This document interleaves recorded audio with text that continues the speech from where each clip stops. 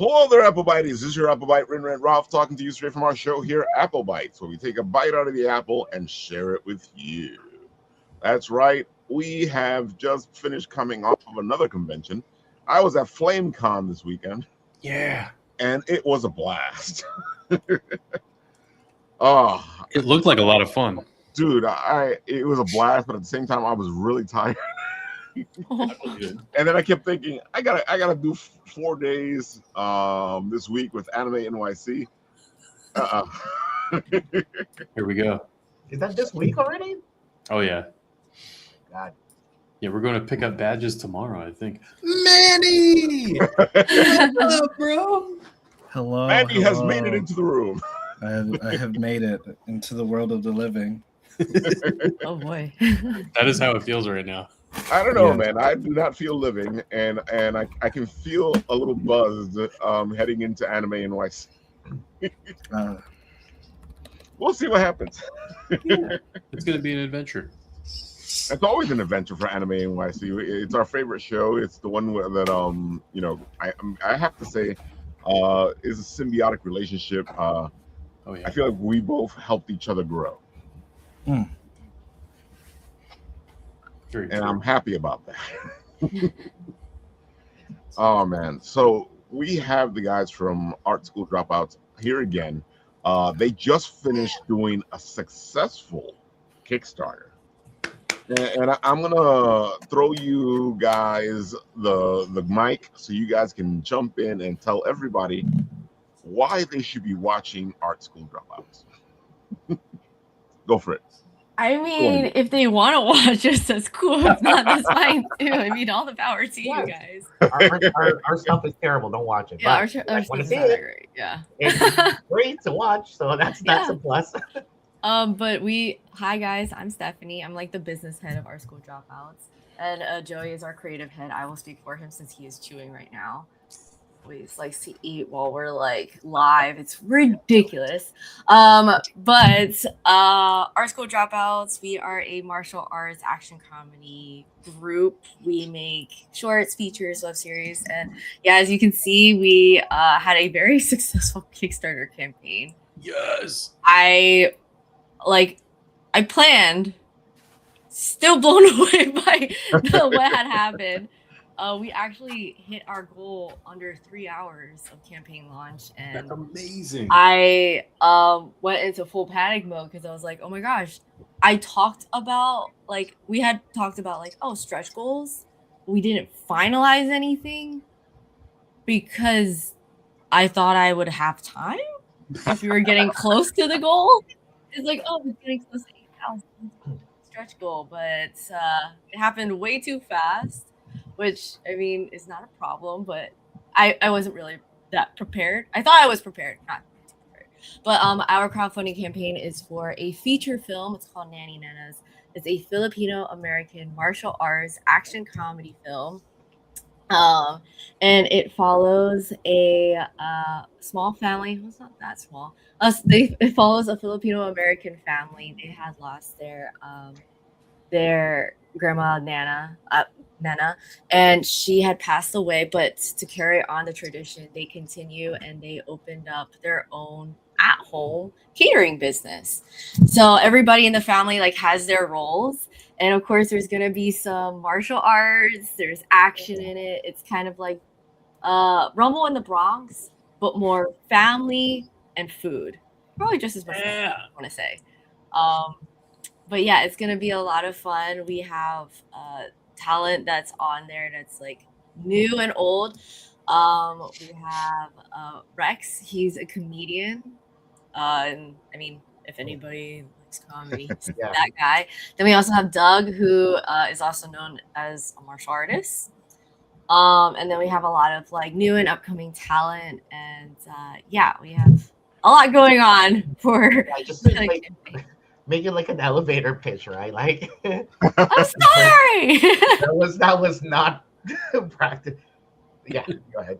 Yeah, no, it's definitely, but definitely we have a really cool cast. We have a lot of younger actors, like I said, but we have Doug Mercado from Forge and Fire. Here, Rex Navarrete is a old comedian, Filipino American comedian. But besides that, I mean, the past weekend, we're talking to other potential names that might be more known with you guys, but I don't know if should say anything or anything. Ooh.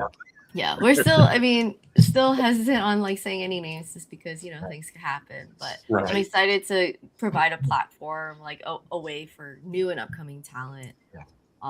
Because I mean, it's already hard in the industry. So let's try to get these people started. So for the people that actually have wondering what this is all about, then if you guys want to actually see, we are like I said, we are indie film filmmakers here on YouTube, but we do stuff that is much more akin to like your Jackie Chan or like Sammo Hung type of like 90s Hong Kong style martial arts action. So if you guys like that type of feel of martial arts action, or just long forgotten type of kind of action, check it out. That's what we do. We're trying to keep that type of action alive, because now it's really being slowly forgotten. Not a lot of people know who Jackie Chan is. Actually, I think we were one story that I think Steph would know this. We were talking to newer stuntmen in like Atlanta, and they don't know who Jackie Chan is. Whoa. But they know Rock Lee's drunken movements, like from the anime, even though like, hey, dude, they animated that from Jackie Chan, And I'm Exactly. talking about stuntmen, dude. Like, that's crazy. Yeah. They're like in their 20s, and they're like, who's Jackie Chan? I was like, oh my God, what? That's wild. Right? Yeah, like late 20s too. It's not even like their early 20s. They're not like kids. Wow. It was kind of surprising. It's like, how did you even get interested in stunts? Like, what? Right? Like, you're Chinese, dude. What the hell? Like, Oh my god! right? But so the it's just the sign of the times when it comes to action, right? So Yeah. like they know. I mean, I guess for them, it's like the Marvel movies is the only time you would actually see hand-to-hand martial arts combat, But it's already presented in a comic book kind of cartoony way, because I guess the idea of hand-to-hand martial arts, like kung fu style, traditional kind of martial arts style of fighting is quite comical to people now in the advent of all of this MMA and stuff like that, right? So See, but it's funny though, because we talk about this on the show all the time. We're geeks, we're comic book guys, and all I ever hear from these comic book people and these fun guys are, it's not serious enough, and I'm like, dude, it's a comic book movie. The hell, man? right? Oh, Yep. Like it's like I'm pretty sure. Okay, please quote me if I'm wrong. I know that even Batman learned kung fu, and he takes that shit seriously, right? Yep. He knows like every style of kung fu there is too, man. Yep. So That's the I wouldn't legend. mind if I see him do like some snake fist on some ninjas and stuff. Dude, that'd be awesome, right? Oh yeah, but somebody out there would get upset right away, going, "Oh, they're not taking this seriously." But wouldn't that make Batman even cooler? Like the fact that, like, dude, he has the discipline and training and knowledge to learn Yeah. all of the martial arts in the world. That's like respect, And that's his only real superpower is right? his martial arts tenure. Yeah. That's And- it. And being a detective, like Yeah. really smart. I That's think. true. You know what it is. Everybody always forgets about the detective part of it, Yeah. Right. and you can't really blame them, because the newer stories with Batman are more about him doing these crazy outlandish things that Right. people get upset about. Mhm.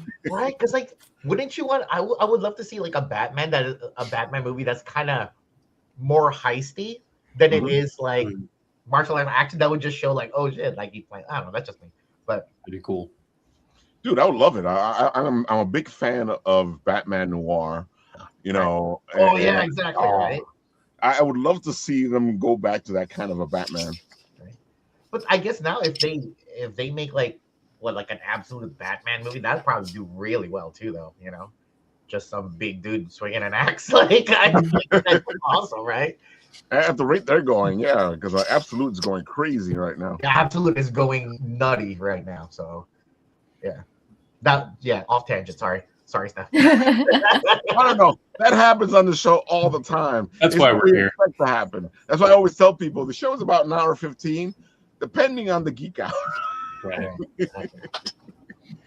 But it's okay. So Yeah, we were talking about the kung fu thing. Yeah, sorry about that. Didn't Yeah. mean no to. problem. The Kickstarter. So if you guys reach the last stretch goal now with your after the whole after part right now, would you be still doing the Kickstarter? I mean the stretch goal?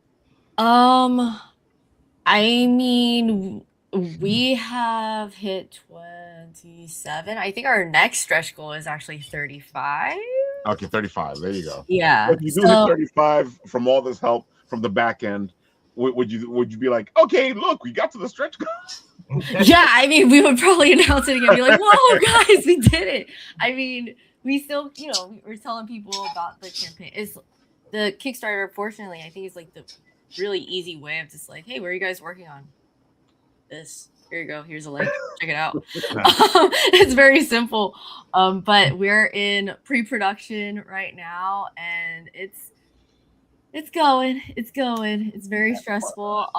But I think because I mean, off the show, I was telling you that prior to launching this crowdfunding campaign, I had actually been like really hardcore diving into like crowdfunding campaigns and like all of like the crowdfunding strategies, everything. And I brought all of that knowledge together, and I actually made an app. It's called Safety Takes. I guess I should have just dropped it in. Cool. Chat. But it's basically a tool to help people run and organize their crowdfunding campaigns. And I wanted to use it for our campaign to see how if it would be beneficial. And I think clearly it was. So it was. I mean, I'm still, working out the kinks and everything, but it's really, the kinks are always there.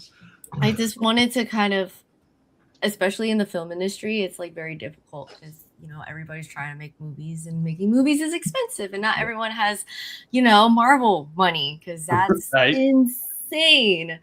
So, and being in this industry, you hear people talk about like their ideas and their stories, and you're just like, man, that sounds so good. I can't wait to see it. And then you see them again, like 3 years later. It's like, hey, that project that you were talking about, did you ever do it? Like, can I see it? They're like, yeah, no, I didn't do it. And it's like, wait, why? It's like investors and yep. And I'm like, exactly what you're talking about, because I've helped out a lot of indie films, and Ralph, what happened to that film that you were working on for like 2 years? I'm like, I don't know. yeah. And it's so heartbreaking because I'm just like, I think it's so good, and it's like, I think the idea is so good. I think you could just like do it. So one of the reasons why I like made a tool for crowdfunding is just so that way anyone that does want to do crowdfunding, they can be a little bit more organized and strategic in launching their campaigns. But yeah, so this was a lot of learning had gone into this, and I am shocked and extremely grateful for how it like turned out. Now we just need to make it. Now we just have to make the movie. Nice. We proved like how to plan it works, but now we actually have to do it. Exactly. Yeah. So all right. So let me help you guys out a bit. I'm gonna play the videotape, and they can get a feel for this. Here we go.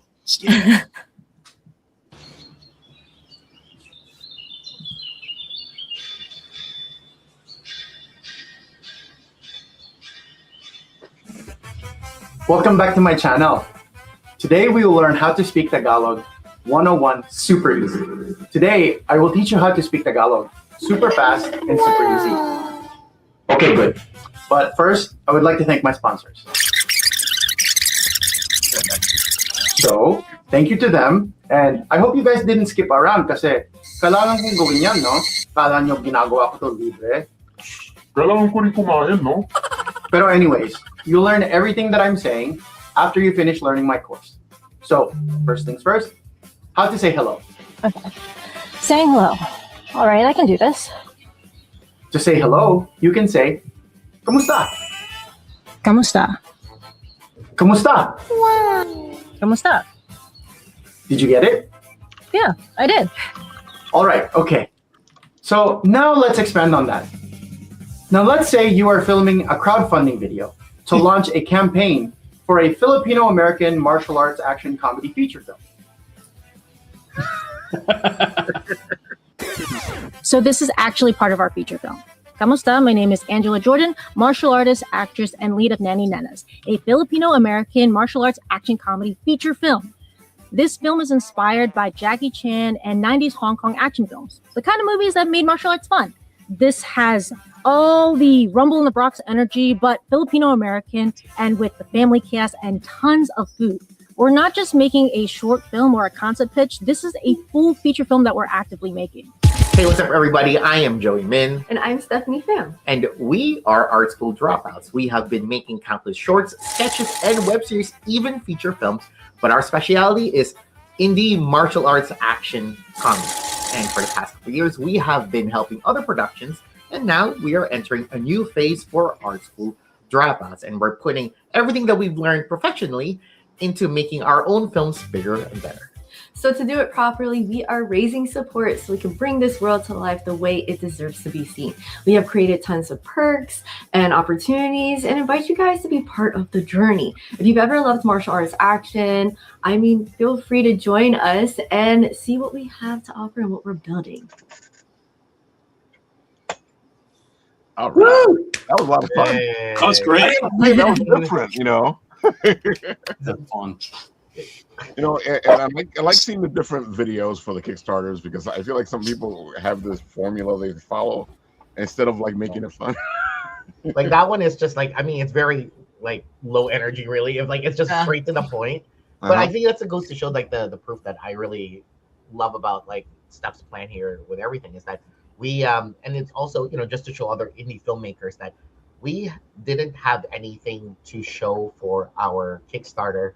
Or just like just to raise this money, we didn't film a single thing except for the little like art, The little acting thing, yeah. The little clip arts for for the graphics and whatnot. But the fact that we were able to pass out like our goal, and then now we're hitting stretch goals after stretch goals. It just goes to show like it's not always about the flash, right? And it also helps that we actually have a very big portfolio that we are able to do the stuff that we say that we do, but the idea that we can generate that much with nothing, it just goes to prove that filmmakers, you guys are able to, people are interested in your stories, and we really want to not add any more gatekeepers, but open more gates for people, and we want to just show the example. That's really what it is.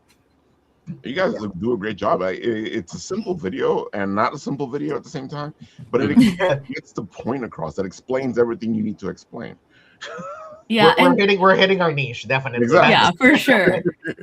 Obviously, like if you see in the clip, there was like random shots of us working with Michael Jai White, and yeah, we could have capitalized on that. Like, God, hey, we work with Michael Jai White. We're his like action team and whatnot. But I really wanted this to be like, hey, this is an indie film made by the community for the community. And it's not like we're utilizing people's names just to kind of like get an extra buck. It's like, hey, story in this situation, it's story first rather than name, which is, I get a lot of flack for by other filmmakers because they're like, you need big names. Like, because that's what Hollywood does now. It's all about the big names. It used to be about the story, and then sometimes you get a big name in the story. Now it's the big name, and you barely get a story. But I think most people want story now. I agree. I think we've always want story. I don't think we've ever stopped wanting story. Yeah, exactly. Like the whole Hollywood keeps telling us we don't want story. Right. Well, that's the thing, right? Isn't the whole thing with Marvel saying like, oh, maybe it's the superhero fatigue. Then like the Spider-Man movie just came out and it blew up. It's just like, oh, maybe we just want good stories. Like superheroes is just a way to tell a story, but you just need to exactly. Right? Well said. Very well said. So I think, yeah, definitely. I think that's really it. I think, I think there's always a market for like a little more homegrown stories like this. Yeah. I agree. But also we're comboing it with like our Kickstarter with our Patreon. I don't know if you guys have Patreon. Not yet. No. I'm No? thinking You guys should. But I don't know too much about it yet. I think Manny does. I do. Manny does? Okay. You guys should definitely. Yes. Paul, Jess, you guys need to. I feel like sometimes Patreon should pay me for pitching them, but it's because think about it this way. Because I know Paul, you said that you just finished your Kickstarter campaign, And it's like, there's a lot of work when you're running a Kickstarter or a crowdfunding campaign, and people would be willing to pay for like all of the work that you had done. So to make your projects and to make everything. And I think the crowdfunding campaigns, or the platforms like Indiegogo, CineSpark, all of those, they're great for as like a storefront to get people to donate or pledge. But when it comes to like relationship building, I find that it is very difficult because you're just sending them updates via the platform. But like it's I don't know. I just feel like the UI is just not very friendly, and it's not. Are you talking about Kickstarter? Yeah. For it's awful. Yeah, it's awful. That's terrible. That's why I'm trying to get my Discord channel going, because I definitely think Discord would be a great way to engage, especially the fan group that I'm looking to get is comic books or tabletop role playing game people, and it's the type of thing where you easily distribute digital assets if you want. That's what I'm looking to do. So I say you should consider Patreon as well, because it's another side I got to take care of that. Yeah, but I mean, there's a lot of people that like to do Patreon, but I feel like they feel lost trying to get into Patreon, and I know it's a little bit of work to get it is going. So what advice would you have for anybody trying to start a Patreon? Yeah, I like to hear that stuff in So for Patreon, do not make a Patreon exclusive show. Don't make an exclusive content that's separate from what you're already doing. What you're already doing, let's just say you're already doing sketches, you're already planning out the game designs or this artwork or anything like that. Just use that as the assets that you're sharing with everyone, because giving them that knowledge of the process is much more valuable, I find.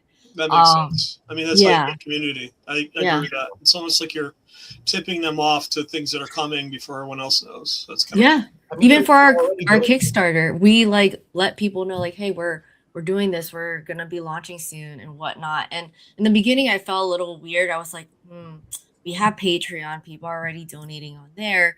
What's the point of having a Kickstarter? But then movies are expensive. And I was like, what? Let me reposition everything. And because Patreon now allows you to gift members, gift free months, memberships, you can actually combo it with your crowdfunding campaign, which is exactly what we're doing. So all of the backers that sign up for specific rewards and whatnot, I'm like, oh, you get a couple months of exclusive behind the scenes content. And because we have such a large archive of stuff that we've been doing in the last decade, they could go back and look at things. So they're never bored. But I think best advice is don't make anything that you already doing. Just don't make anything extra. 2 tiers is best, I find. 2 tiers? Mm-hmm. Okay. And so you mean an easy tier and a little more advanced tier? Yeah. And remember, if you guys didn't know, Patreon also offers merch. So you don't have to actually hold on to products yourselves. You could actually have Patreon produce, manufacture it and deliver it for you. So you're not having a whole bunch of just shirts on the back end, just stockpiling, and you have to mail it out. Yeah, Jesse, exactly. But it's that's cool because I'm happy you said that, Stephanie, because I use Sticker Mule a lot to produce my promo products, and they offer that same sort of thing where people find your store and they can order your merch one at a time, whatever. But no one's going to go to Sticker Mule. I mean, it's at least with Patreon, I feel everything is right there. So even if you have a collection, so let's just say you have a specific Time Enforcers bundle, they could just buy that alone as content instead of just being a subscriber every month. So there's just so many ways with Patreon that you could actually utilize it to build up your audience. I mean, my husband's using one of our mugs. That's cool. Right? And that's pretty cool. They don't have. You don't have to. Yeah, this is off of. It's our Scuba Rangers. We made like a little like Sentai show. Hold on, I'll put you up so you can show it off. Oh, there we go.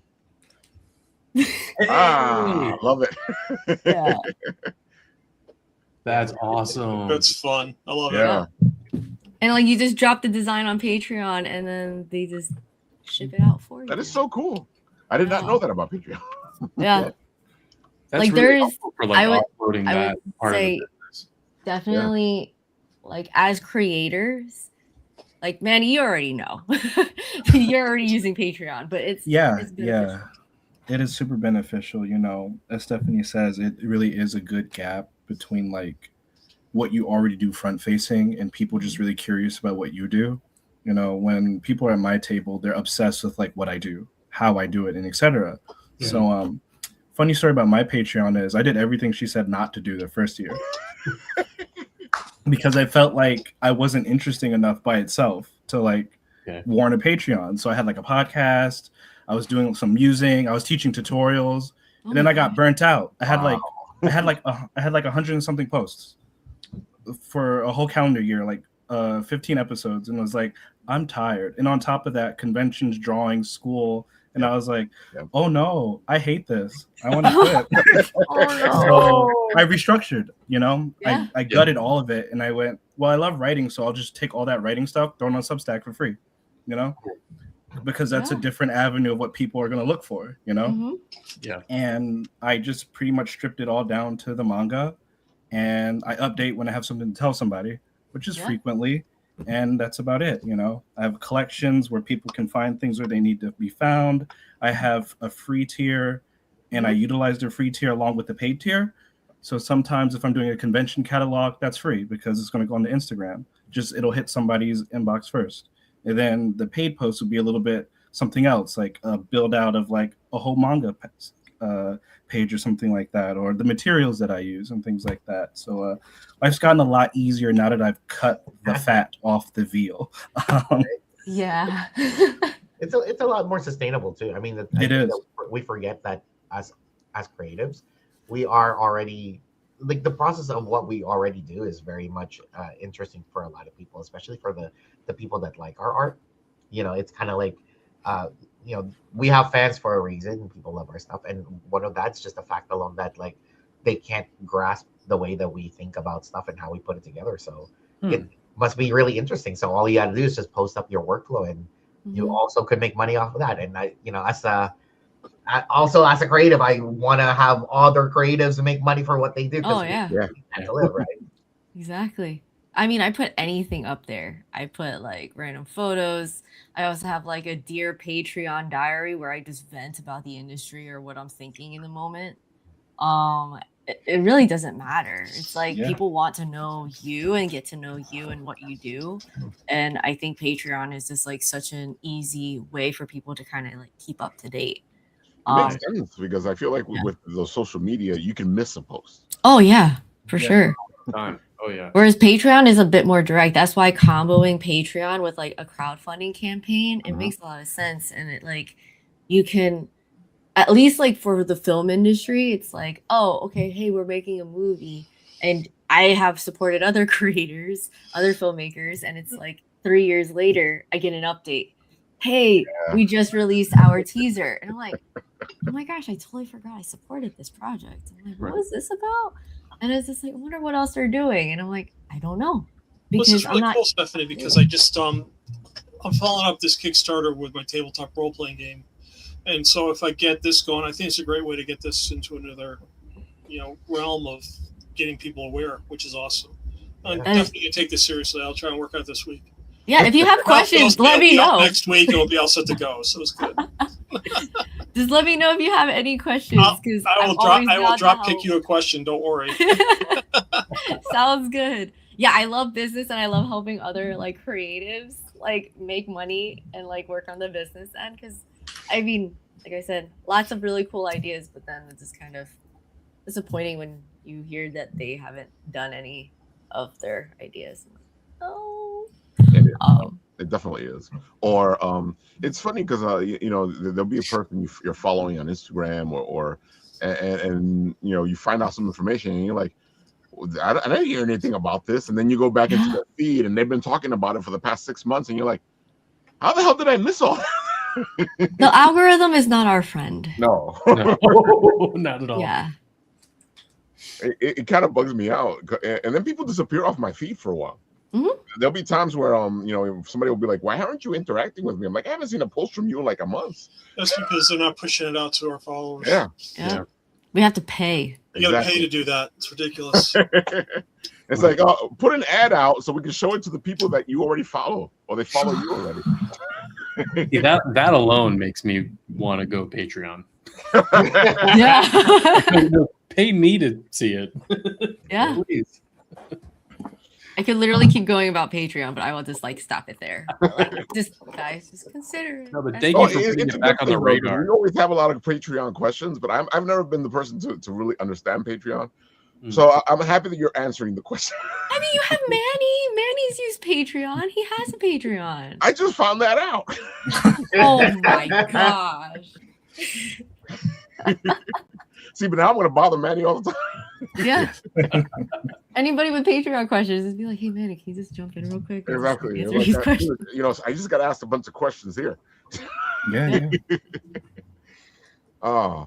But I gotta say, you guys have been busy with this for a long time. I think I first met you guys at Urban Action Showcase a while ago, many years ago.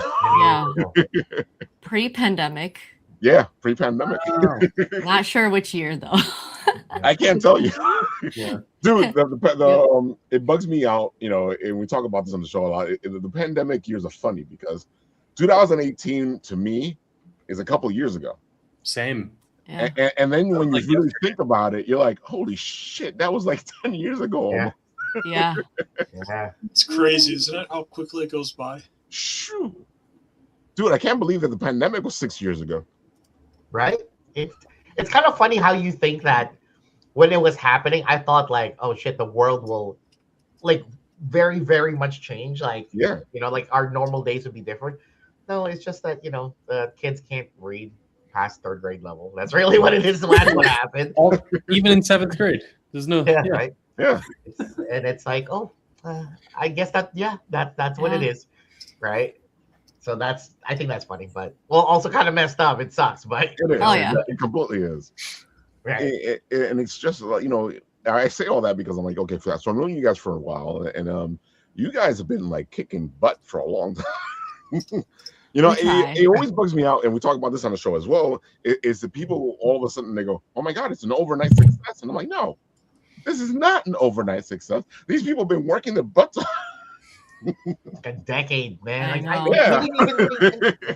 that's the thing too. It's like you, obviously as creators and artists, you got to keep working on your thing until the right person sees it, and next thing you know, now we're working in Hollywood, right? I mean, that wasn't really ever the goal, but it was a good.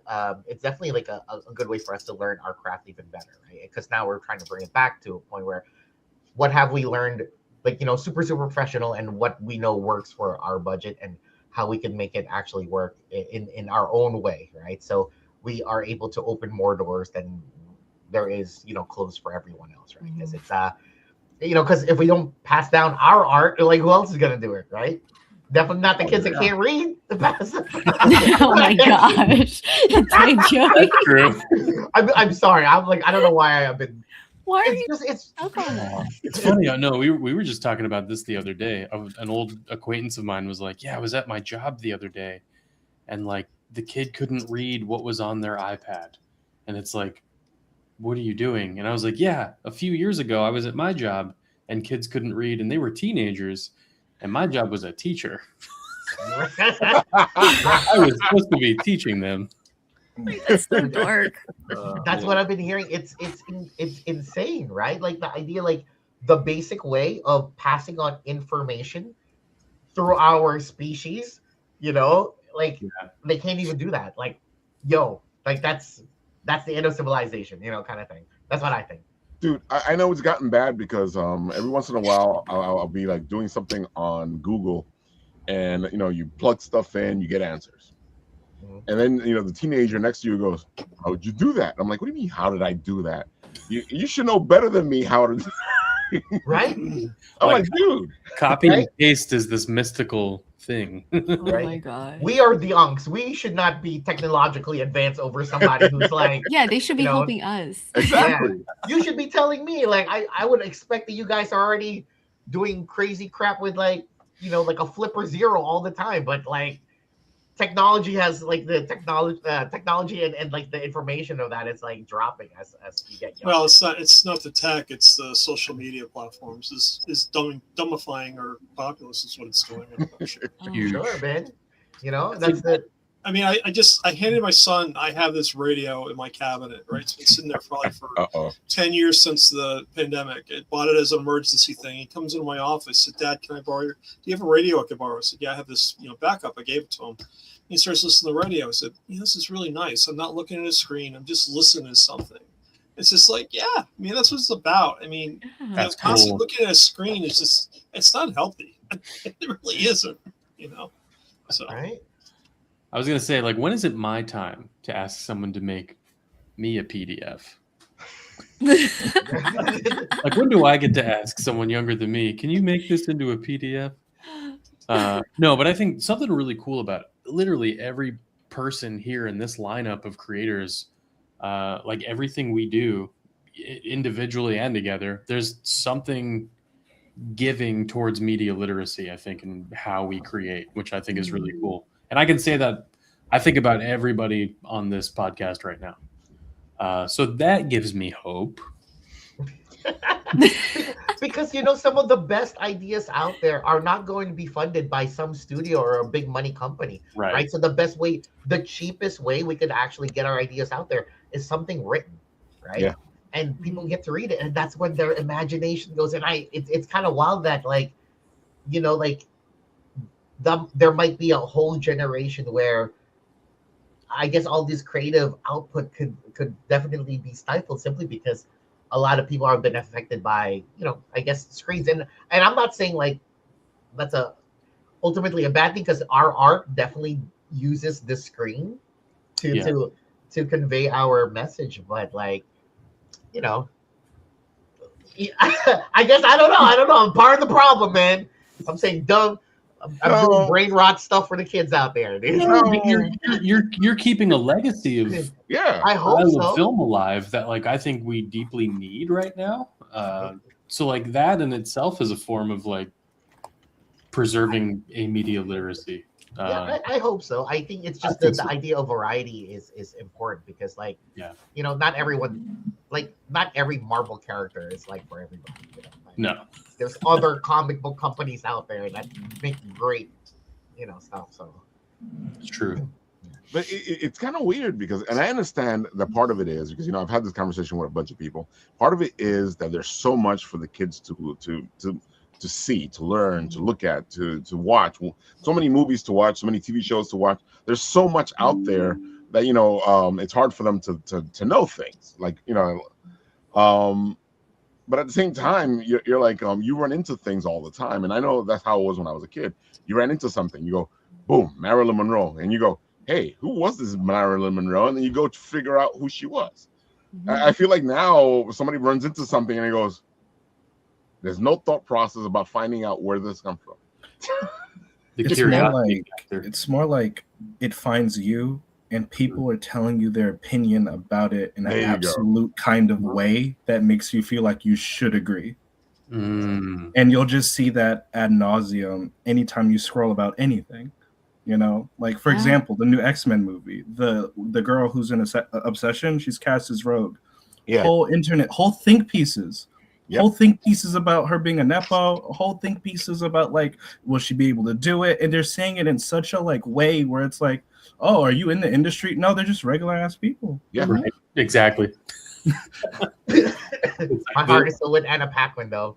Yeah. The other thing is when people decide something before they even seen it, that one bugs me out. And I've been seeing so much of that now.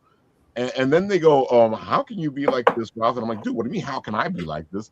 How can you? There was people going, I hate the Supergirl movie before the Girl movie came out. So it wasn't a judgment on the movie. It was a judgment on whatever they had seen and heard, and other people told them was what this movie was about. And you sit there going, dude, how are you making a judgment call on something that you haven't even seen? Captain Marvel all over again. Yeah, literally. The whole internet is just like rage baiting. It's, Oh, like, It's it's really that. It's the Easiest easiest form way of to content. get. Yeah, it's just farming content at that point. I mean, the people who are you said like think pieces about Rogue. Like, first off, when have we seen Rogue like in mainstream in the past 20 like years? Yeah. Right. Who is like writing these? Like, it's for kids. They don't know who Rogue is. There's either like, what's it like, sexy goth Rogue or like, Yeah, and a lot of their arguments, it's so like I can get being passionate about something, but sometimes it just feels like they read off of AI or they just read off of Wikipedia. Yeah. They watch one comic strips video and then they know everything. Yeah. I already know about this. Right? or as they say, the LARPers, right? Like that's the new Which they're using incorrectly. But I know. Because I'm a LARPer. Wait. And I was like, I hate that term. Yeah. I have made my rounds. And I'll take that back to the whole Jackie Chan thing that you were talking about. Yeah. How do you have this whole martial art things in front of you and not know Jackie Chan, Bruce Lee, these legends, because they've kind of made what we're watching today become what it is today. So where are you coming from? Well, did you think martial arts just happened like that? I think it's also like, there's a lot of influences now. I think a lot of the people like the people that grew up on Jackie Chan stuff, right? Like a lot of us choreographers, let's just say that, right? A lot of us that actually went to, become Hollywood, like working in Hollywood. Like there's like this choreographer, like, Vlad Rimberg and like, Brad Allen, he was like a Jackie Chan stuff, man. Like they took their own style and took it to, they took the Jackie Chan style, went to LA, and they developed their own style, which is now kind of like the basis of a lot of things that you see now, like 8711, all the John Wick stuff, all that stuff, if you talk to the heads, obviously they love the Jackie Chan stuff. It's just that they created their new thing in their own style and combine that with like the way how they want to do their filmmaking, and now it's that style. Like when you watch a movie, I'm sure most people are like, oh, that looks like John Wick. It's because it's the same people that made John Wick. Like, Nobody 1, Nobody 2, like Day Shift. All of these action films now with like, honestly, a lot of like, I guess, kind of older actors from yesteryears. Cameron Diaz came back with like Jamie Foxx and that type of action. And it's its own style. And so I think a lot of, and we all also know that Hollywood is not really a creative platform, it's a business, right? So a lot of these stunt people, in order to be able to just be part of doing that stuff, you could just learn what it is that you need to learn to just be like your basic like skill set you need to do stunt work, right? So you're a utility in that department. Yes, right. So you learn what it's like selling right now, because that's what the business is, right? Yeah. But I think that's why it's gonna be hard if ever again we're gonna find like another Jackie Chan who, like, somebody that trained since they were 13 years old, their entire life, for one particular skill, that was able to put it onto camera and no one else could ever replicate it again, right? Like that's gonna be hard, right? So and it's kind of stupid too, because I also feel like the problem is that they look at these older people and they go, they're they don't mean anything, and I'm like, if you're paying attention, you'll know that Jackie Chan's stunt company was the one in charge of the Spider-Man stuff. So, you can't say that they don't mean it. Right? But then again, the Spider-Man movie is doing stuff that normal Marvel doesn't do, right? Exactly. And Spider-Man is just untouchable of an IP right now in movie industry. They just do some really awesome stuff, and I think part of the reason is it's through Sony. It's not through MCU. That's the big thing. It's like, Sony's like this outlier, and I think they desperately want that franchise back, but Sony won't give it up. So Right. in a way, that's good because they're actually doing something beneficial. Whereas Marvel, Yeah, right. the last good Marvel movie I haven't seen, I think, was Infinity War. That was the last good one that I saw. No, Fantastic Four was good. I'll give them Fantastic Four. Was good. Yeah. And so was Thunderbolts. Thunderbolts is a really slept-on movie. I loved Thunderbolts. Thunderbolts That, just hit in the feels, man. hit right here. Yeah. I didn't see that yet, but I know the Fantastic Four. I guess in my head, I wanted more action, but because when I came to America, like I used to read Fantastic Four comics to learn how to speak English. Wow. Right, so Fantastic Four is like really deep in my heart, right? So in seeing it, I was like, I loved it, but at the same time, I'm like, this is not the '90s Fantastic Four that I wanted to, always see. Yeah. But yeah, that's it. Oh, I completely get you because I always talk about on the show where the Fantastic Four was the one that grew by vocabulary. Because the words used in Fantastic Four, thermonuclear or all the smart words that Reed Richards would constantly use. And again, would have me going, what is that word? And I'd look to find out what the word was. I mean, because Doctor Doom is in every other art anyway, so it's always like, yo. So just the way Doom speaks, man. Yeah, exactly. So good. I learned to love the English language because of Fantastic Four and Doctor Doom, kind of, but despite the fact that he's not American, but Yeah, but those books were not dumbed down, and I feel like now you get a kind of dumbing down of things, so that everybody can understand, because they know nobody's going to do the research, right? Or something like that. Yeah, it was different back then, when that's the media, right? But you think now with the internet, we should be able to hey, you could research any topic at once, at any time. Why are you not searching this topic that you seem interested on but too lazy to look up? That's wild, right? It's my biggest pet peeve. It's just how are you not researching? How are you not looking anything up? The whole of human knowledge right here. Exactly. Right? How do you wear an AC/DC shirt and I ask you who's AC/DC and you go, exactly. Dude, why are you wearing a shirt that you don't know what it is? I met a girl who had a Nirvana shirt that thought that was the clothing company. Right? I was like, okay, where are we? Where am I? I'm not that old. That's what I'm thinking, right? I just, I like to think that, and every now and then myself, but getting proven wrong. I don't know. All this time I thought it's because you're a writer, Ralph. You research everything. You're constantly researching. It's because you're a writer. That's why you expect everybody to research, because you as a writer research everything. Right. And then I go, no, that's not it. No, yeah, it's really not. Yeah, when I was a kid, I grew up I'm 34, so I grew up right when it became .com and everything. GeoCities, Angel Fire, Ask Jeeves instead of Google, and I loved manga, but I didn't even know what it was as a kid. So whenever I was on a computer, I was trying to just write in characters' names. I would write in their descriptive features. If I had an anime that was in Portuguese subbed and I couldn't understand it, right. And that obsession to kind of just know and try to find just about anything about it kind of just fueled me as a kid. And I still kind of have that now that I don't see sometimes when I am with kids or teaching kids, and they're like, how do you do that? And I'm like, you just go like this, go like that, go like this. Yeah. See, but that's what I'm saying. You take something and you put it right in front of your face and you go, oh. I think that's the missing skill set, though, is just okay, they have a question or they're not sure of what anything is, but they don't even know how to convey or what to ask or utilize their resources efficiently. I always joke around with oh my gosh, if I had the money, I would open an escape room and it would be oh, this is a 90s themed escape room. And it's just okay, you're going to have to use certain technology and you're going to have to Dewey Decimal System and use try to find a book. They'll never get out. I think it's funny. They'll never get. There's no way. I don't feel bad for floppy disk.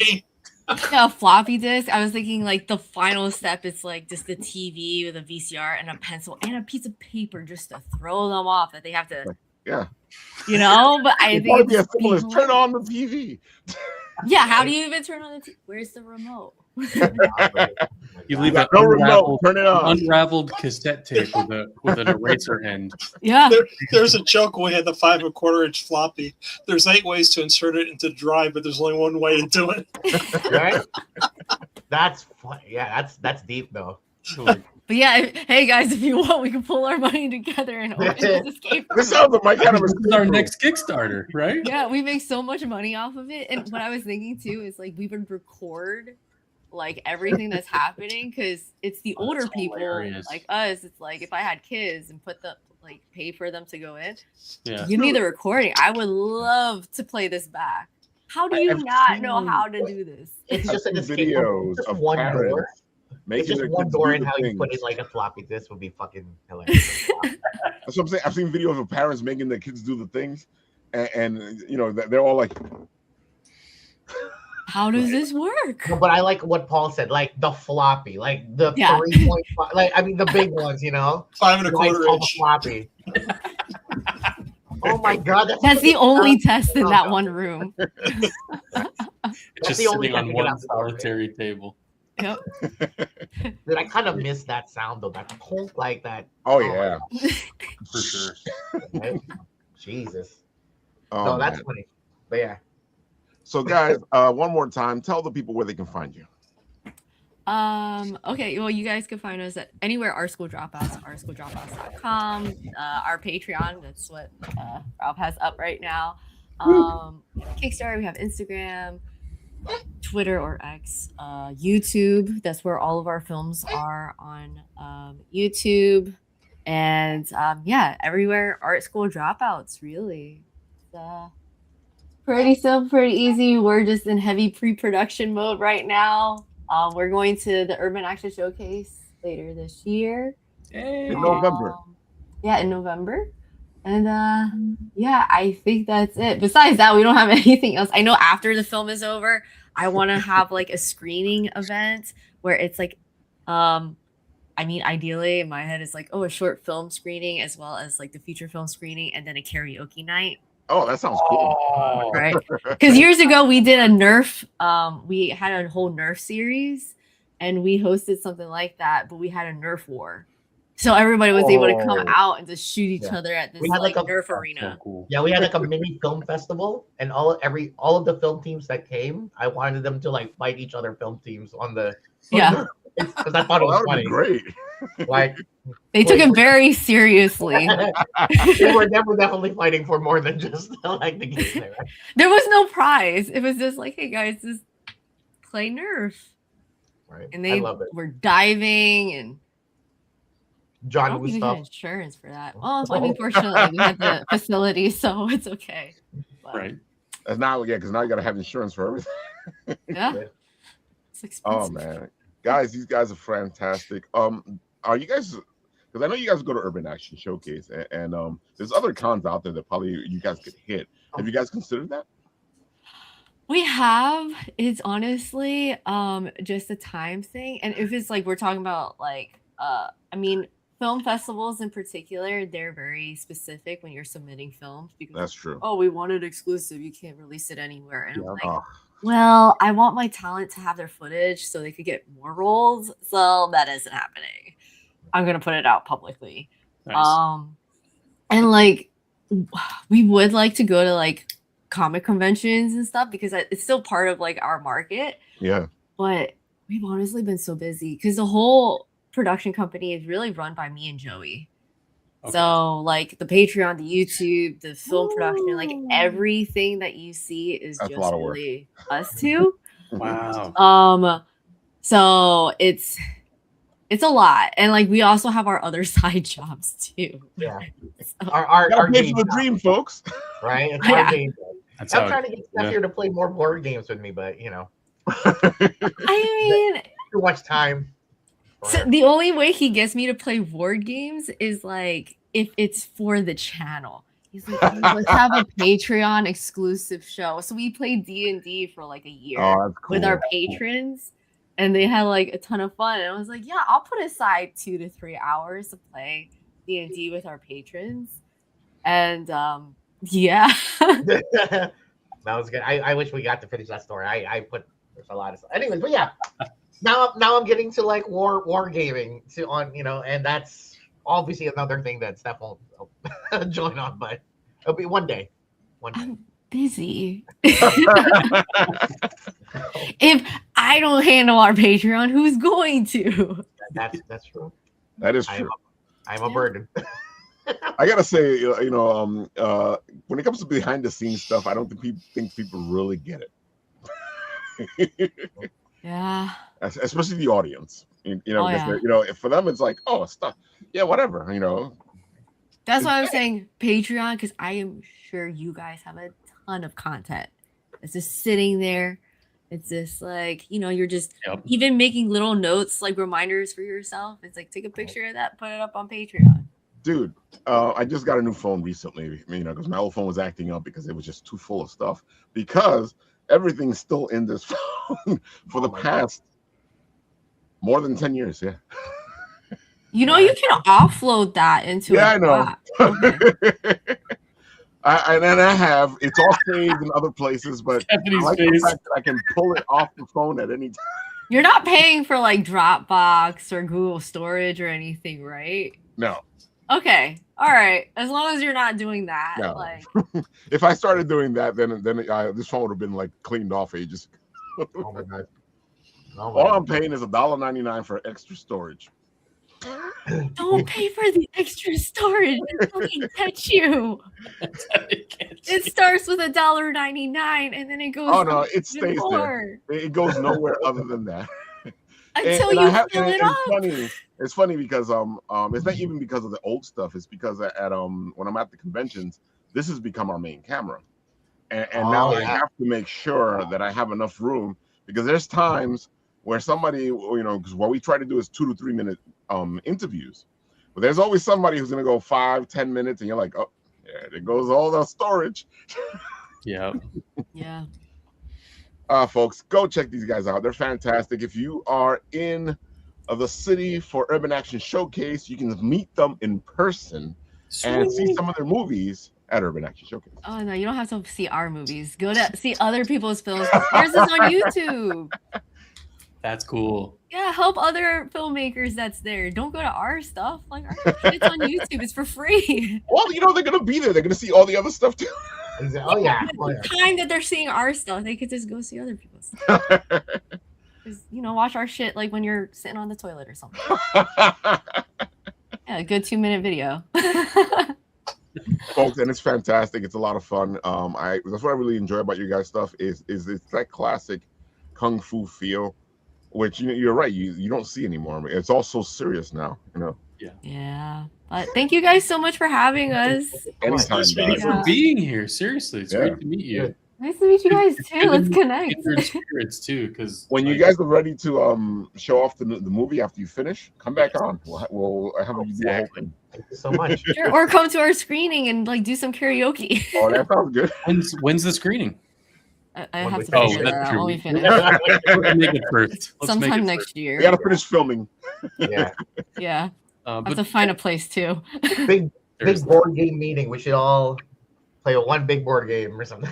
Okay, fine. We'll have one where it's a board game night. Well, and then we should do like a one shot. Like get Steph back in. Let's do a one shot. I think that'd be awesome. That'd be awesome. Fine if it's for work. All right. Yeah. Anyways, thank you guys so much. Guys, come back anytime. All right. Bye, guys. Good night. Bye. Have a good night. So, folks, Anime NYC. Are you guys ready? Should I? Am I okay, ready? all right. Should I leave? Do you want me to be here? You want me to like what? If you want to be here, you can. You had to leave. Oh yeah. No. Stuff was like in her business thing. I just want to. Okay, yeah. If you want to hang out and geek out, oh hell yeah, here. Yeah, right now we're going to talk about Anime NYC because both Manny and Jesse are going to be tabling at Anime NYC, which is a big deal because it's not that easy to get in. Right. So Manny, we'll start with you. Tell the people all the good stuff. Go for it. Oh boy, I don't even know where to start or what day it is. But hi everybody, I'm Manny Knight. I'm the creator, author, illustrator of the urban fantasy manga or doujinshi series, Great Story Magna AX. It's action, adventure, romance, and mystery. It combines my love for 90s and early 2000s anime and manga, as well as my love for JRPGs and pastel colors to create an awesome story. Been writing and drawing this series since I was 10 years old. So it's been a 24, going on 25-year odyssey. Not what Odysseus did, though, but close. Yeah, so I got into Anime NYC. I'm super excited. I've only been conventioning for about 4-ish years now, and I've applied for Anime NYC for like about 4 years and finally got in. So it took it took me a whole presidency to get in, basically. Wow. The Yeah, you've been exchange of applying for a powers. while. I think you've been applying since I met you. Yeah, and it just finally happened, and it happened in a very funny way because I work with AnitomoCon, Brooklyn's free largest anime, manga, Japanese culture convention. I'm the graphic designer as well as the artist relations lead that takes care of all our artists. I was approached by Eileen, our founder, to be a part of Anime NYC's Family Zone, which is happening this year, where they'll be teaching lots of fun and free programming to kids about, I think, 10 and up. And I'd already put in an application for the Anime NYC, but didn't hear anything. So I was like Denzel Washington says, I'm leaving here with something. I'm getting in. So I decided to do this Family Zone. And when I took the Family Zone gig, like a week later, I got accepted and was like, oh, yay. Oh, God. Oh, no. I have to split. You know what it was? Now. They decided, Manny, you're not busy enough. So now we're going to give you more stuff to be busy about. I've cracked this joke to my wife that was like, this is probably my last one. They're probably never going to accept me again. So they're like speed running everything and just cramming it all in. The Family Zone, the kids teaching, the tabling, all of it. One, I think they need you, and two, I'll love you. They're gonna love you. So it's been a good time. I've just been back to back doing conventions between AnitomoCon, all the big prep over the last few months into that big event, July 19th, and then the moment that ended, I went straight into prepping for my work for Anime NYC. And that's been a lot, Yeah. A lot of the things that I do is primarily by hand. So, I'm making zines and comic zines. I'm printing and creating cassettes that people can actually both listen to and digitally listen to. Motion comics that are on floppy disks. Oh my God. Yeah. Yeah. Oh, but yeah. And just building that and building a 4 days worth of inventory for that. So my eyes are glossed over, and like every Tuesday and Saturday I do Midnight Chronicle on my Instagram stories, where it's basically like a Toonami vibe thing / Adult Swim, where like I talk to my audience in captions about my week, everything that I've been doing with Magna AX. And I feel like for the past like 6 weeks everyone has heard me say I'm tired. I'm exhausted. And like it's getting more and more dour, even though I end with like, but I'm excited. it's like pain, but I'm excited. So yeah. I have my tooth pulled, but I'm excited. Exactly. I'm excited, Yeah, so it's kind of just been that, making sure everything is good. Coordinating with Anitomo team for the Children's Family Zone, and making sure everything is good for Magna AX. I actually did a mock-up today for my table inside because my backyard is completely destroyed from all the rain. So I was like, I'm just going to mock up on the floor and pretend there's a table here. So I just pulled out the measuring tape and was like, depth. You think kids know how to use measuring tape? Like, I feel like that goes back to the conversation we just had.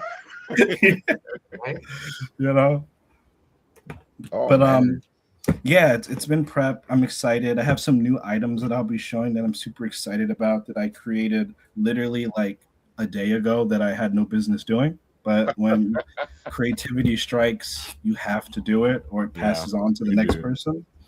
Yeah, that's kind of been my thing. It's funny. The last thing I'll say is that like when I like check in with my wife, she's like, "How was your day? I did this and this and this," and my days are so monotonous that like it's like I printed, I packed, I put things away, I ate, and it's just been that for 6 weeks. That's it. It's funny you say that, but there's so much more in that. Yes. Yeah, absolutely. Absolutely. And promoting somehow, some way in between. Dude, how do you stay with this? Because I like I said, I've known you for a long time, and I've seen this grow. I mean, by leaps and bounds. You where I met you and where you are right now, it's two totally different places.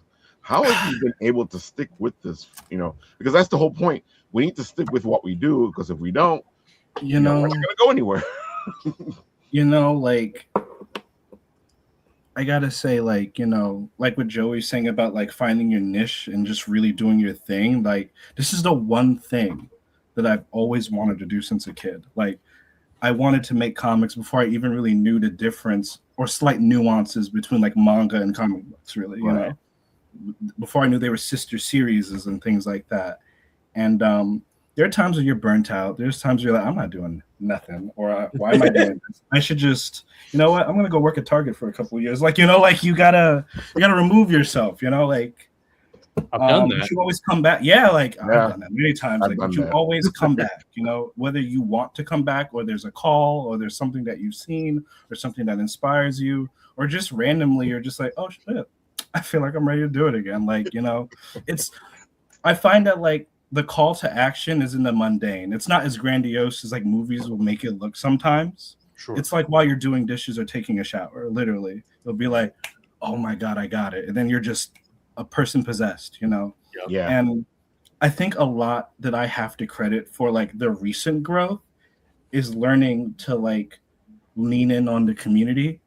Yeah. And as much as I've grown, it's because the community has poured in so much love and support for this series that I've been working on for like forever. It's as old as like a young adult. It's 25 years old, Yeah.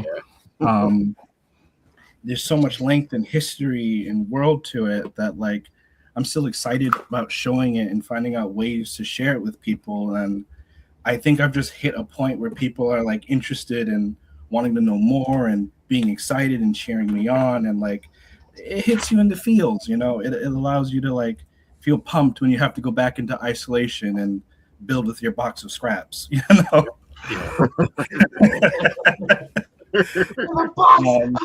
Scraps.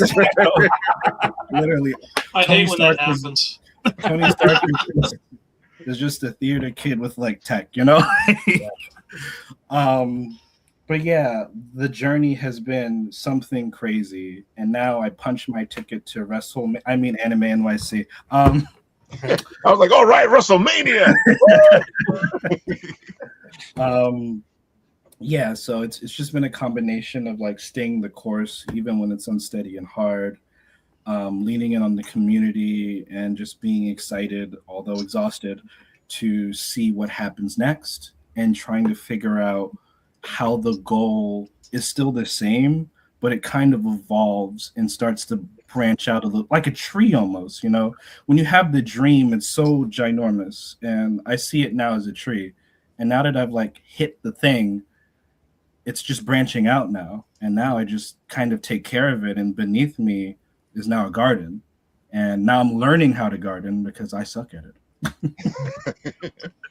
But I'm happy you're saying all this, because I feel like sometimes people try something for like a small amount of time, and then they go, okay, I've tried it for long enough. And I like when people go, I've been doing this for so long. I've been doing, like, Bitten Apple's been around now for 10 years, going into our 11th year. Wow. I always get the guys who want to go do their own show, and they're like, oh, we're planning this, we're planning that. What's your advice? I'm like, do your first show. Yeah. And they're like, what do you mean? I'm like, but we don't know nothing. I'm like, yeah, you won't know nothing until after you do that first show. Yeah, no, absolutely. When Magnax turned 24 last year, I knew I wanted to do something for it, but I knew that both an artist alley and a panel wouldn't be enough for my selfish delusions. Right. um, so I was like, this is birthday and it's an anniversary. And it's also, at the time, it was the 7th year of me self-publishing. So I created Magna AX 24/7, an exhibition that showcased and highlighted my childhood all the way into like where Magna AX is now, with like original sketches, works, pieces. And I just thought about pitching it to conventions and things like that, but I was like, they don't know me. I'm not like, so I decided I'll just do it myself. Yeah. So I thought about it logistically and was like, it'll cost me 5 big convention tables to do an event. I'm going to spend that throughout the year, so I might as well spend it up front. So I did. Actually makes a lot of sense. If You you're know, going to spend the money anyway, you might as well spend it in a way where you feel like it works better for you. yeah. So that was kind of where I was kind of going with it. So I rented a exhibition space. I took some time throughout the month, and I built out this whole exhibition that celebrated its 24th birthday and its 7 years, and the community to help like grow. And I set a date in November on its birthday, and it was one of the most rewarding things I had ever done outside of creating it and some other things. And I think I was paranoid and afraid that no one would like show up. And then like I was like, even if nobody shows up, I'm gonna have lots of hella cool pics. Exactly. True. I can control the narrative. Content, man, content. Photoshop some heads in. It's fine. Dude, I've done enough conventions over my life where you can make a convention look really busy. You make it look busy. Why is this one guy with a goatee repeating 6 times? Exactly. But people showed up, and it was a celebration. I did a moderated panel where I had a friend of mine like sit down and ask me questions, and we talked about it. And it was just a wild experience. And I still think about it because I'm just like, oh my damn, like it hit so hard that conventions don't hit the same anymore. And I gotta say that's a whole different. That I can see what you're talking about, because you go from that to a convention where it's so much less. And it taught me that like the artist alley, although is great for reaching people, and I do love the accessibility of it sometimes. It is, yeah. But it's not the end goal for me. It's just another thing that's added to the toolbox that's going to get Magna AX and me seen to connect with people. Mm-hmm. It was a really good experience. So I'm kind of, it's helping me be whelmed about Anime NYC, my first one, and it helped recalibrate. So I don't know if that answers. Yeah. That's why I think a lot of people fail to understand what conventions are really all about. You definitely want to make your table, but it's all about getting word out and getting in front of people. That's a huge deal. I mean, that's really what marketing's all about. And I think what people tend to miss when they say it's like, I put all this money in, but I didn't get anything out of it. I said, what did you do during the convention? Were you out meeting people, or were you behind the table not doing anything? Literally, were you capturing email addresses, or were you just showcase stores exist in the city for like Steinway's and Sons that like aren't really designed for like retail buying. Yeah, their biggest sales are made at 11 o'clock in the morning when one client comes in. It's just a big advertisement. It's marketing money that they're burning. We don't have the luxury of burning that much cash, but so we try to make it worthwhile as much as we can. I agree. Absolutely. And of course, you can see our pal Manny at Anime NYC. Say hi to him. We will be covering him from Anime NYC. Of course, we're going to do a little video with when we get there, so we can showcase his booth, so you know how to get there and why you should go get there, because Manny does some great stuff. Really does. Right next to Manny, from what I heard from Jesse, it will be Jesse. That's Well, right. I got all of these. I gotta Oh pick my up. God, this guy is like. If you can't tell, I'm a fan. I feel bad. I only got one. So I think I'm a few behind though. There's a couple I gotta pick up. Awesome. That's what you call support, folks. We raise each other up, you know? Yes. Exactly. Now, No. Jesse, tell them why they should go check you out on the booth close to Manny. Well, honestly, really, just because I'm right next to Manny. That's No. that's really it. Just come see Manny, and I'll wave at you. That's it. That's funny. Hey! Hey guys. Hey, I'm Jesse Judy. I'm the founder of Arcpunk Comics and the mangaka of Ashes of Eden. It's a manga made accessible to New York and Western audiences. Hey, there it is. Nice. It was there. I publish Oh, it. dude, that showed up in 3 different places. That's so cool. Wow. That was really cool. And we're going to be debuting. Oh my gosh, if I could get it out of here. See, I'm so pissed we didn't get to Annie Tomo, Ralph. It's Yeah, I'm having really issue good 2 envy right now. We're going to be debuting issue 2 at I almost said Annie Tomo. Yeah. Which we had it there, but we'll be debuting it at Anime NYC this Thursday through Saturday, or Thursday through Sunday. It's probably the biggest book we've printed yet. We got a nice UV foil spot going on right there. So it's we're trying to make it lightning. Right? There's lightning. We got a nice monster in this one. Let's see if it's not spoiling anything because it's page 1. So you get a nice monster going there. So wait. If somebody supported you in the Kickstarter, they can just come pick up their book at Anime NYC. You can absolutely just come pick it up if you're at the convention. I'll definitely have your copy there for you. I'll sign it. I'll make it happy. Do I get a free ticket to Anime NYC if I have your book? No, That'd be great. that doesn't work that way. If only I could do. If you get into Anime NYC, I'll hook you up though for sure. Oh yeah, this is a little catalog we threw together the other day. I started seeing this is sort of a trend that like everybody's doing this. Yeah. Yep. I was like, oh no. I did. Yeah. Same feeling. And I was like, okay, I guess one of my days is making this cool. Yep. We'll be debuting issue 2. You're going to get a couple of different variant covers of issue 1. Like Mandy was showing it. That one right there. And then some new prints that I'm actually working on as we speak. So I'm burning the candle at both ends a little bit. I feel like you and Manny are doing the same thing.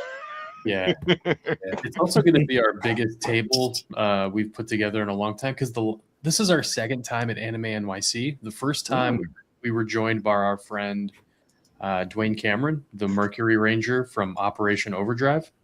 So we're big Sentai fans. We're big Tokusatsu fans, and and Dwayne graced our table a couple of years ago.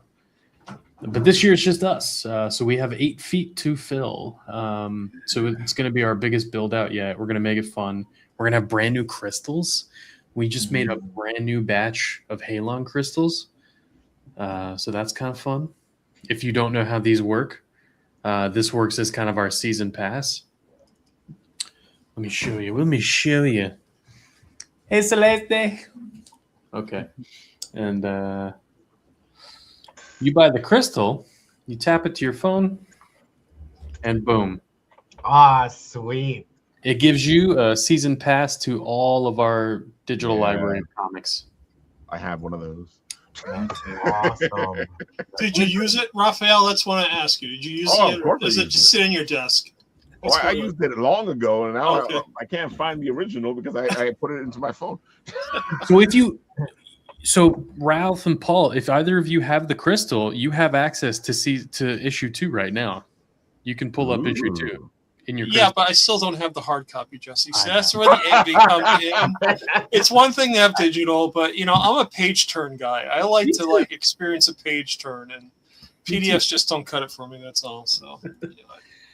But this is a little story born out of kind of also born out of the pandemic. I originally ran a film production company for 10 years with my business partner Brandon Martin and my brother Ori, and it was called Genesius Studios. We made some really cool stuff together. We went out to Wyoming. We worked with the Wyoming Cowboy Hall of Fame. Shot for their museum for like 2-3 summers in a row. Whoa. And then I was finally able to like work with a few other amazing people and make my own IP come to life in a short film called The Rider. So that was kind of my directorial debut outside of like commercials and stuff. And so we were doing really cool things. I was getting to work with the people I love, do the thing I love. We ran that company for 10 years, and then the pandemic closed our doors. So in like a last ditch, yeah. So in a last ditch effort, I storyboarded the next film I wanted us to work on, and I took it to the producers and my business partner, showed it to them, and they were like, "Bro, we've already seen your movie." And I'm like, "What do you mean by that? No one made this. No one made this. Who made this? Tell me." No, and then they were like, "No, you storyboarded it, so we've already seen it. Why don't you make this a book?" And I was like, "Oh my god." I've always wanted to make a manga or a comic. That little light bulb went off. I'm like, okay, so this isn't a lot. This isn't like a sunk cost. We might be closing the film production company, but there's still a way forward to tell stories. And so that kind of became the mission, is like, okay, there's still stories to tell. It's just going to be a different medium than what we originally set out for. And film is always in our back pocket. Yeah. Oh, look at that salty dog you put up on the why you do that. But yeah, so it comes from a very cinematic place, Ashes of Eden, a deep love for animation. Obviously, like 80s, 90s anime is heavily baked into the inspiration of the story.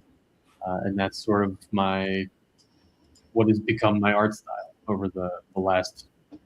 It's so funny because I've noticed like a trend here. I tend to lean in on this mixture of video games, anime, comic books type of thing, because Manny and you have this whole feel, the same type of feel, I should say. You got the video games attached to the manga, attached to. Yeah, that's the goal is one day to, and we were talking with, it's funny, we were talking with Bitsy and her husband last year about potentially getting this made into a video game. We just don't have the budget for it right now. But they're both great. We love both of them. And when the time comes, and the money comes, who knows, maybe that's the direction we take. But if you notice the shape of things lately on the Instagram page, everything's shaped kind of like a playing card. So you might be seeing more of that in the future. That's another something my brother Ori and I in the background. He's a game designer, like tabletop game designer is more his forte. And he's taking all of the, I guess, pantheon of Ashes of Eden characters and baking it into this card game we're developing called, I think you guys are going to hear it first. Oh my God, this is a scoop. It's called Arcs of Atlantis. Cool. Atlantis, great name. Yeah.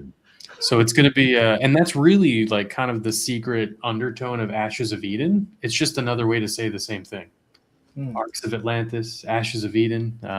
You find out later on that, like, while they are very, very far in the future, they're trying to find stuff that happened all the way back in Atlantis. So if that's kind of your vibe, secret histories that's potentially tried to have been erased from us, and discovering the truth of those things, or a proposed truth. We're going to keep it fiction. We're going to keep it fun. I'm just a guy that makes comics. If the red dot comes on my forehead, please take it off. But yeah, it gets a little esoteric. It gets a little bit of like forbidden history, forbidden knowledge, maybe spilling the tea on what some modern takes on certain parts of our society are all about, and like maybe where those really come from. aka systems of control. We're trying to speak up against. So yeah, it gets a little renegade. It gets a little rogue, as will most things in the Arc Punk Comics library. We like to say we're the renegade publishing house that puts the occult in pop culture. So we're having fun with that. Yeah. And of course, you can go check them out and hang out with them at Anime NYC. And if you did support the Kickstarter, you can go pick up your book. Yeah, come on. I'll have it for you. As well as a bunch of other fun things. We're also going to be doing commissions at the convention. So, like, if you like what you see and you want something drawn in this style, let me know. Nice. I'll whip something together for you. Faux cash. It'll be fun. And yeah, come check out our new table build. It's going to probably be the biggest table we've built yet. I started planning it with my brother yesterday. We have one more build day tomorrow, and then that's all we get. So whatever we get done, that's what we're going to see. So I'm guessing we'll see your brother at Anime NYC. Yeah, you'll see him there. For sure, you'll see him there. So yeah, folks, you can meet a whole plethora of people as we hang out in Anime NYC, have fun. Of course, we will be going to check out Jesse and hanging out with him and doing some videos with him to show you why you should go see him. Yeah, we're gonna have fun. It's gonna be a blast. Exactly. That's why we look forward to Anime NYC. Not to spoil things. Uh-oh. But might as well give you another scoop while we're here too. It's called Ashes of Eden, but so far we've only ever really got to hang out with Ash in these first two books. But in the very end, you do get to finally meet Eden. So there she is. Awesome.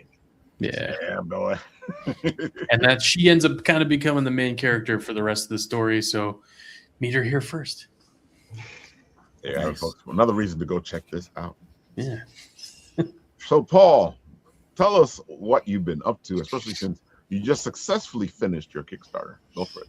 Successfully finished the Kickstarter. I'm psyched. I mean, we're in late pledge now till October 1st because I am driving for getting the issue done and in my backers' hands by mid-October. So I'm really excited about that. Nice. I am like so pumped. I'm working on the new pages now to finish it up, and it's gonna be wild. I can't wait. I'm just having a blast with this and just driving home the whole premise that having kids learn in multiple different ways is really the key to engaged learning. It means using a comic book, using a role-playing game, using a video game, having them journal. You know, this is all part of the education framework that I've put together called History All Around Us. It's gotten really great feedback from both educators, parents, as well as kids, and I am just so excited about this. I mean, having this Kickstarter under my belt, I'm actually going to have a printed edition to hand out to people, and it's not only going to just be the print, we also have our 5 Virgin variant covers that I'm producing as well. So I'm actually producing a couple extra for myself because I want to slab them. They just look so awesome. And then, you know, it's been a wild ride. I mean, the Kickstarter is great to be done. I wish it was still going on. I wish it made a little bit more money, but heck, it's okay. I'm really appreciative of every backer that has believed in this whole process, and my heart goes out to them because I'm just driving to get this product done in their hands, which is pretty exciting. You have late pledges on too, right? Yeah, I've gotten one late pledge, which is pretty cool. So I'm not really promoting that. I'm starting to promote it more, but you know, at this point, I really want to focus on getting the whole product done on time. That's my big focus right now, because ultimately what I want to do is get the role-playing game, which I just titled recently. It's called Time Enforcers: Reality Under Siege. And it's gonna be a Trivial Pursuit and Dungeons and Dragons experience. And I've made it so that 1, it's easy to learn, and 2, it's easy to play. So you get up and going right away. It's really no complicated rules. It's really taken Dungeons and Dragons and made it simpler. And then also Trivial Pursuit. Who doesn't know Trivial Pursuit? And so it's combining that all together to make a learning experience, but also use the creative process where kids have to think about. I'll say players because adults can play this too. Players have to think creatively out of the situation they're thrown into. And then whether they succeed or not is kind of dependent on the players they're playing with to see how successful it is, and also the roll of dice. So it's all fun. It's all meant to be fast paced and learning, and that's really the whole point of this. And part of the challenge that I have right now is drawing up with the card artwork, which I'm really excited about. It's looking really cool. Of course, I've pitched my other cards before. We've had the first 2 cards that came out before the launch of Nick and Amelia, and we have the 2 cards that came from the Kickstarter itself. It's going to be Maisie and Togo. If you have those cards, if you back the Kickstarter, those are actually going to power up cards for the game itself. So you'll have like an inside track to have an enhanced powers when you go to play the game. So, repurposing as much as I can for this, according to what Stephanie suggested, and just trying to make things build on top of one another. And that's really the challenge right now. Is just keep the ball rolling, and then also get this new content out into people's hands, which I'm excited about. Will be I'm trying to get a table at EdTech Week again, but I do have a table at the NJEA convention in the fall. So again, getting out to the community that is sponsoring education, both investors as well as the teachers and administrators, is a key part to the marketing strategy that's set up for this whole program.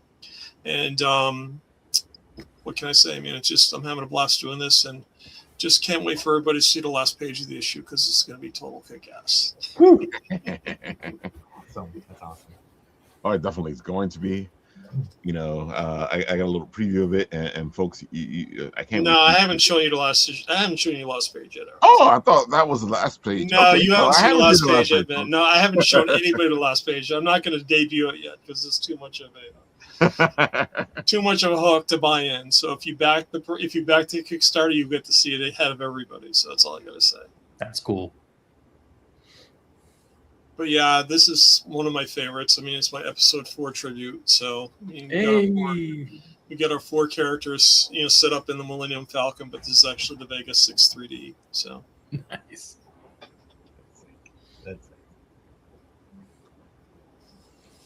And I like this Patreon idea, because if Patreon can truly produce these products one at a time, I've got like 2 of the T-shirts in the works that I want to do. One's going to be Amelia. It'll say "Fueled by Brains and Moxie," and then the other is Kaizen, and it'll always say always keep improving. So I mean, it'd be great if I can have those as alternatives for print, so I don't have to print like 20 gazillion of them and store them in my house, which my wife just loves. So right. Trying to find places to hide all this stuff is getting really difficult now. Oh, what's this? I don't know. It just showed up. I feel like the printing on demand is going to end up being like a necessary definitely thing for sure. Well, it's like the whole sticker mule thing. I just 10 magnets for $29. So I got it's right. I figure I'll throw them on my Shopify store. What the heck, right? Right. Gotta love it. So it's all the fun stuff. This is really what it's all about. I agree, though. Like, because you got Phil from Phil Publishing and Distribution, and what he's doing now is print on demand. So you can get your Kickstarter printed through him.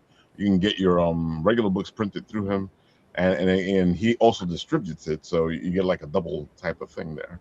Yeah. Or he has a program where you can actually get him to hand out your Kickstarters. Oh. Yeah, I'm going to be using Phil. Fulfillment. The there you go. So yeah, for the print, I'm going to fulfill it myself, because one, I looked at Steve Jobs for my inspiration for this. It's like the whole touch experience for, reaching out to clients, no matter what stage it is. It's as soon as they enter the retail shop, as soon as they buy your product, as soon as they open the box, it's all important. So I'm going to be, Ralph, you'll see it, Jesse, you'll see it, but you'll be surprised when you get the package from me. You'll know it's me. I'll pitch that way. So, nice. Yeah. And just to whet your appetite a little more, let's go to the videotape, folks. Here we go. The videotape. I love Welcome, fellow adventurer, to the next thrilling installment of the Time of Fisher Saga, Episode 2, Flying into the Crime School, where learning history can be fun.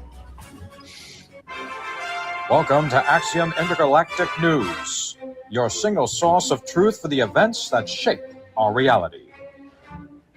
Timeline in chaos! The GSTC moves into action! This is your announcer, Ed Henry, bringing you the latest intergalactic updates from the Axiom News Network. The Galactic Space-Time Consortium, watchful guardians of the timeline, are under attack! A new evil from a trans-dimensional realm has emerged with a diabolical mission to transform reality as we know it. As events unfold, one question remains and looms large. Has the public placed its faith in an organization unprepared to handle the challenges ahead? Fascinating read. A bit difficult to comprehend. I'll have to consult with CG about this one. Well, hello there, and good day to you. I'm Paul Hebert, speaking to you from the historic Thomas Nast Library, right here in Morristown, New Jersey. Now, if you've been following the reports from the Axiom News Network, you could be forgiven for believing our situation is, well, needless to say, rather dire. However, the truth is considerably more fascinating. For centuries, history has quietly shaped the world around us. Yet, do you realize that hidden behind pivotal moments in our past stands an organization dedicated to protecting the very timeline itself, the Galactic Space-Time Consortium. Its mission appears simple, but it is somewhat difficult in practice. Preserve history as we know it. Today, this challenge has never been more important, and that is precisely what the Time Enforcers is all about. One might even say learning history can be far more exciting when action and adventure is a big part of it. But enough from me. I would like to introduce you to one of the founders of the GSTC, the venerable Professor C.T. Haugens. C.T., are you there? Blast it, Paul. Couldn't you have picked a better time to drop in? It's total chaos here. The outer defenses of the GSTC headquarters have been breached. Time portals are destabilizing. The archives are under siege. The very timeline itself is at risk of collapse. We need to call in every recruit we can to the GSTC to help out. I can't speak now. I have to go.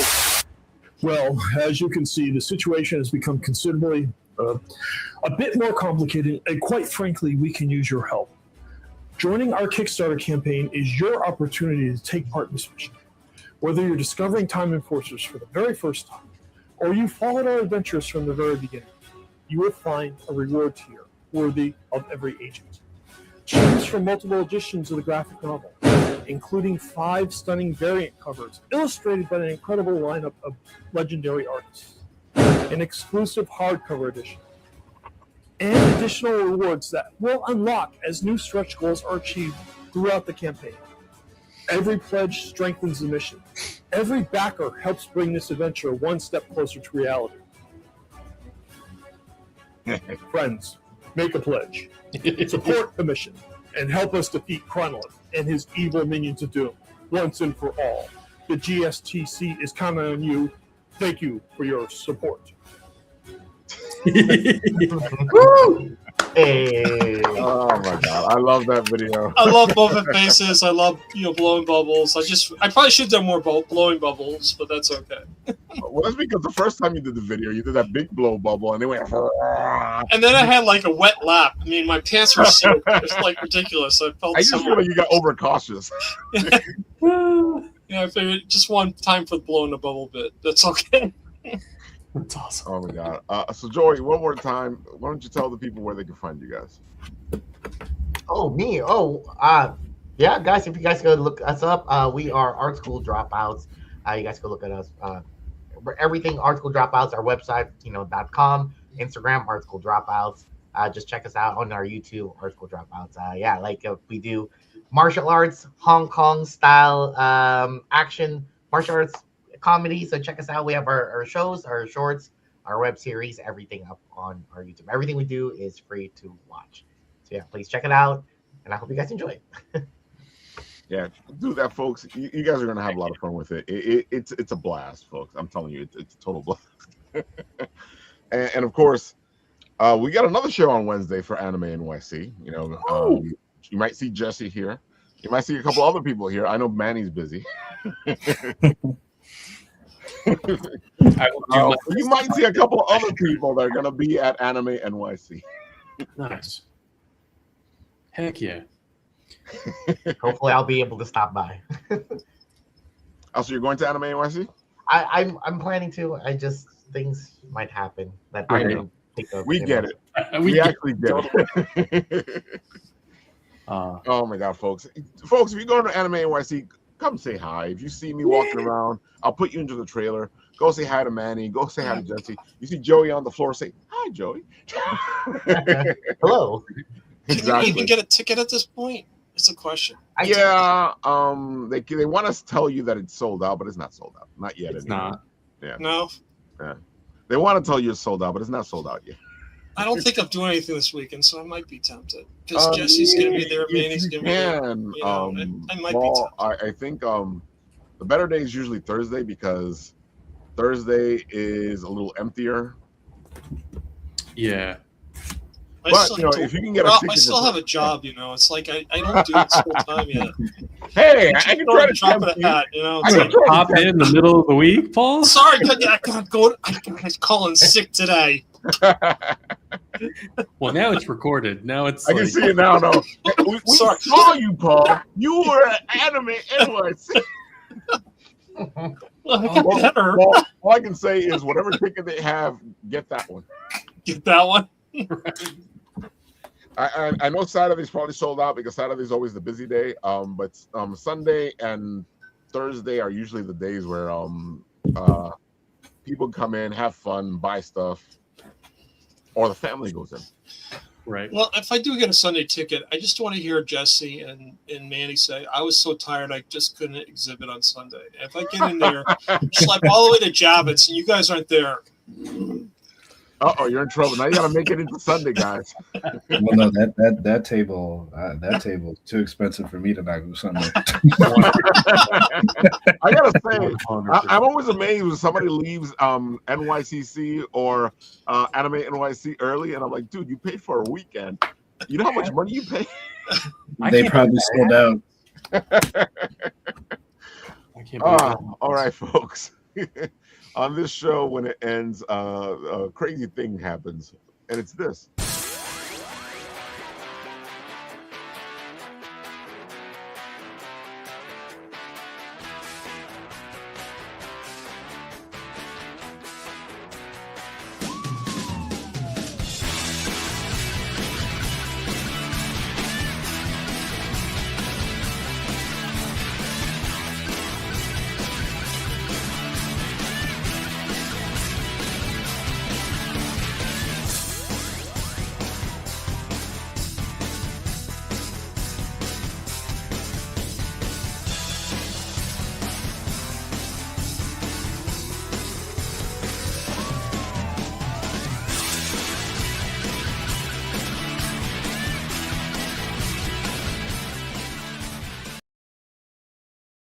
Dude, what do you do? Go get your ticket.